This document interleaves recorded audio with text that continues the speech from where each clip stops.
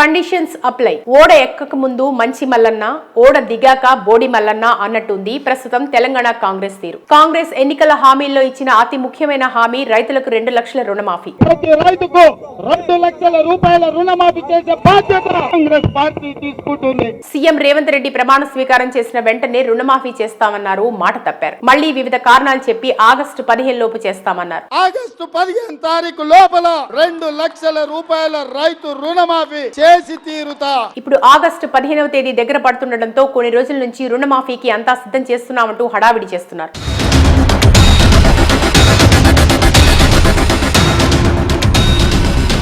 సరే, ఏదో ఒకటి మాకు రుణమాఫీ చేస్తే చాలు అని రైతులు ఎదురు చూస్తుంటే వారి నెత్తిన పిడుగు పడేటట్టు రేవంత్ సర్కార్ కొత్త వార్తను తెరపైకి తీసుకొచ్చారు. ఈ క్రమంలో రుణమాఫీ అర్హులైన రైతులకు చేయం, ఎవరికైతే రేషన్ కార్డు ఉంటుందో వారికి మాత్రమే రుణమాఫీ వర్తిస్తుంది అంటూ కొత్త పాట మొదలుపెట్టారు. ఈ లెక్కను చూసుకుంటే ఈ ఒక్క షరతు చాలు కాంగ్రెస్ ప్రభుత్వం యొక్క మోసపూరితమైన కుట్ర బయటపడిందని చెప్పడానికి. నిజానికి రాష్ట్రంలో రేషన్ కార్డులు ఎంతమందికి ఉన్నాయి? రేషన్ కార్డులు లేవనే కదా మొన్న ఇదే కాంగ్రెస్ ప్రభుత్వం కొత్తగా రేషన్ కార్డులు అప్లై చేసుకోవాలని చెప్పింది. వారి మాట ప్రకారంగానే చాలా మంది పేద మధ్యతరగతి కుటుంబాలు సొంత పనులు పక్కన పెట్టి హుటాహుటిన రేషన్ కార్డులు అప్లై చేసుకున్నారు. అప్లై చేసుకుని 7 నెలలు గడుస్తున్నా ఇంతవరకు ఆ కార్డులు ఇవ్వలేదు.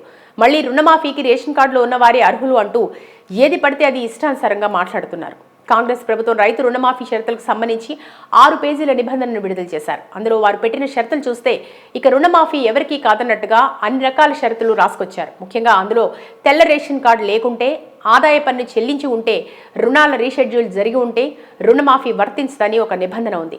ఈ ఒక్క నిబంధన చాలు అన్నదాతలను కాంగ్రెస్ మోసం చేస్తుందని, వారి ఆశలను నిండా ముంచుతుందని చెప్పొచ్చు. ఏ రైతులకైనా రుణమాఫీ కోసం బ్యాంక్ పాస్బుక్లు చూసి రుణాలు ఇచ్చాం కానీ రేషన్ కార్డులు చూసి ఇవ్వలేదు. అలా ఎవరూ ఇవ్వరు. అలాంటిది రేషన్ కార్డుని ప్రామాణికంగా తీస్తూ రుణాలను ఎగ్గొట్టడానికి కాంగ్రెస్ చేస్తున్న ప్రయత్నం చేతకాని చర్యగా పరిగణించవచ్చు. ప్రభుత్వం ఏ షరతు విధించినా అర్హులైన రైతులకి పూర్తి రుణమాఫీ చేకూరేలా ఉండాలి.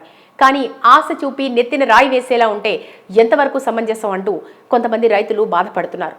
మరోవైపు రుణమాఫీ ఒకేసారి 2 లక్షలు చేస్తామని పదే పదే చాలా వేదికలపైన ఘంటాపదంగా చెప్పిన ప్రభుత్వం ఇప్పుడు మొదట కేవలం 1 లక్ష వరకే రుణమాఫీ చేస్తామంటూ డ్రామాలాడే ప్రయత్నం చేస్తున్నారు. మరి మిగతా 1 లక్ష రూపాయలు ఎప్పుడు చేస్తారో చెప్పకపోగా ఇప్పుడు చేసే ఈ 1 లక్ష రూపాయలైనా ఎలాంటి ట్యాక్స్ కటింగ్స్ లేకుండా చేస్తారో లేదో అనే సందేహం తలెత్తుతోంది. ఎటు చూసినా రుణమాఫీ విషయంలో రైతులకి మొండి చేయగా అనిపిస్తోంది. వందల షరతులు, లక్షల రూపాయల అప్పులతో వారి జీవితాల్లో కన్నీరు తప్ప ఇంకేమీ కనిపించట్లేదు.